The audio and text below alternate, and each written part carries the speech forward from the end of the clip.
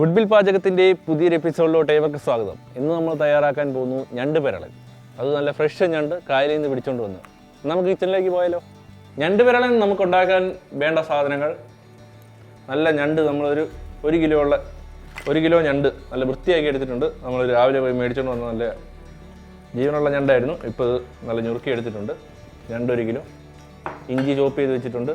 വെളുത്തുള്ളി, പച്ചമുളക്, കറിവേപ്പില, സവാള, ചെറിയുള്ളി, നമ്മളൊരു 250 ഗ്രാം ചെറിയുള്ളി എടുത്തിട്ടുണ്ട്. 2 തക്കാളി അരിഞ്ഞ് വെച്ചിട്ടുണ്ട്.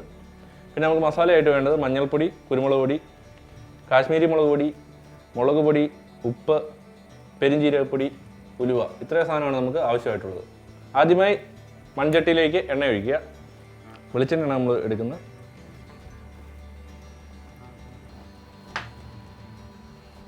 വെളിച്ചെണ്ണ ഒന്ന് ചൂടാകുമ്പോൾ ഉലുവ ഇട്ട് കൊടുക്കുക.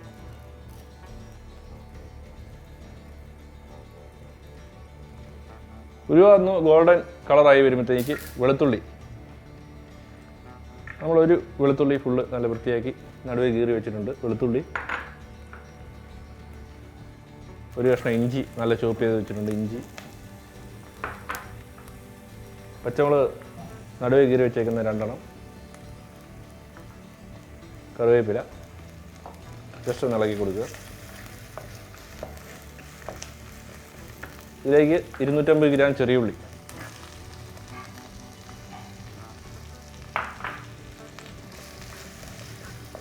ചെറിയുള്ളി മാത്രം ഇട്ട് വേണമെങ്കിൽ നമുക്ക് ഉണ്ടാക്കാം, നല്ല ടേസ്റ്റ് ആയിരിക്കും. നമ്മളൊരു ഒരു സവോള നല്ലതായിട്ട് ചോപ്പ് ചെയ്ത് വെച്ചിട്ടുണ്ട്, അതുകൂടെ ഇടുന്നുണ്ട്. നല്ല മുഴുത്ത സവോളയാണ്.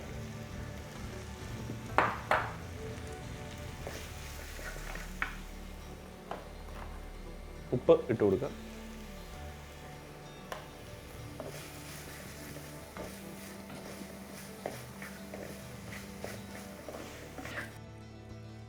ചെറിയുള്ളി സവോള എല്ലാം നല്ല വാടി വന്നിട്ടുണ്ട്. നമുക്കിതിലേക്ക് സ്വല്പം മസാല ചേർത്ത് കൊടുക്കാം.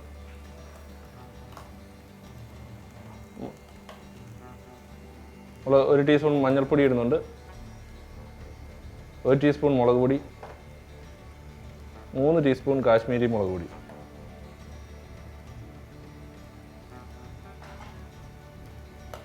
ഒന്ന് ഇളക്കി കൊടുക്കുക.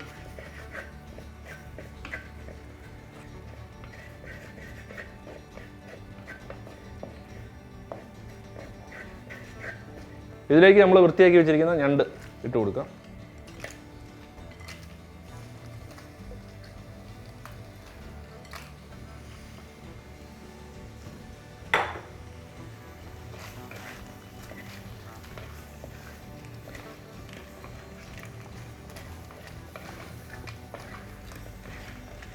ഇന്ന് രാവിലെ വരെ ഓടിക്കളിച്ചുകൊണ്ടിരുന്ന ഞണ്ട അതിപ്പോൾ ഇത് ചട്ടിയിലായി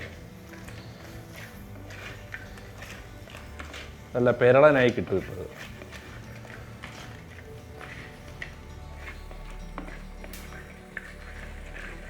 നമുക്കൊരു കുറച്ച് വെള്ളം ഒഴിച്ച് ഒന്ന് മൂടി വെച്ച് വേവിക്കാം.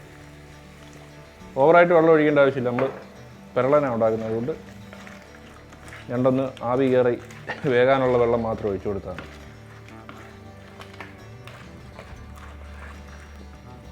പുളിക്കായിട്ട് നമ്മൾ 1 കഷ്ണം കുടംപുളി, ഇച്ചിരി കുടംപുളിയുടെ വെള്ളവും, നല്ല പുളിയുള്ളതാണ്, ശകലം കുടംപുളിയുടെ വെള്ളവും 1 കഷ്ണം പുളി നമ്മൾ ഇട്ട് കൊടുത്തിട്ടുണ്ട്. ഓവർ പുളിയുടെ ആവശ്യമില്ല, മീൻകറിയുടെ പോലെ പുളി ആവശ്യമില്ല, എന്നാൽ ഒരു ചെറിയ പുളി വേണം. അതിനുള്ള സാധനം നമ്മൾ ചേർത്ത് കൊടുത്തിട്ടുണ്ട്. കറിവേപ്പിലൊക്കെ ഇട്ട് നമുക്കൊരു അരമണിക്കൂർ ഒന്ന് നല്ല മൂടി വെച്ച് വേവിച്ചെടുക്കാം.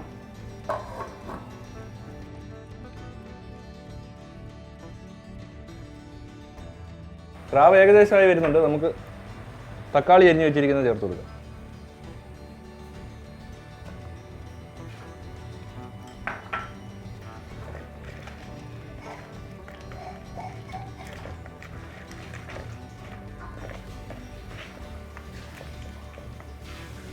ഒരു 10 മിനിറ്റ് കൂടെ മൂടി വെച്ച് വേവിക്കും. മൊത്തത്തിൽ അരമണിക്കൂറായിട്ടുണ്ട്. നമുക്കൊന്ന് തുറന്ന് നോക്കാം എങ്ങനെയായി എന്നുള്ളത്.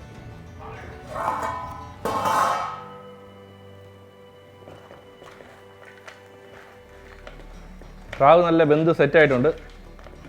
ആ മസാലയൊക്കെ ക്രാവ് നല്ലതായിട്ട് പിടിച്ചിട്ടുണ്ട്. നമുക്ക് കോക്കനട്ട് മിൽക്ക് പൗഡർ ഒരു 2 table spoon coconut milk powder നമുക്കൊന്ന് ചേർത്ത് കൊടുക്കാം.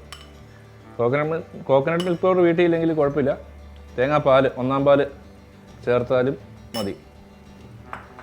ശകലം കറിവേപ്പില ഇട്ട് കൊടുക്കുക. വെളിച്ചെണ്ണ, പച്ച വെളിച്ചെണ്ണ ഒഴിച്ച് കൊടുക്കുക.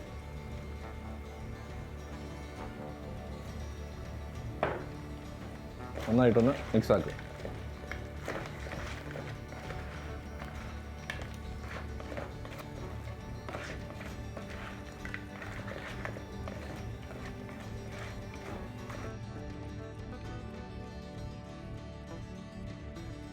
ഞണ്ട് വിരളം റെഡി ആയിട്ടുണ്ട്. എങ്ങനെയാണെന്ന് ടേസ്റ്റ് ചെയ്ത് നോക്കാനായിട്ട് നമുക്ക് ഒരാളെ ക്ഷണിക്കാം.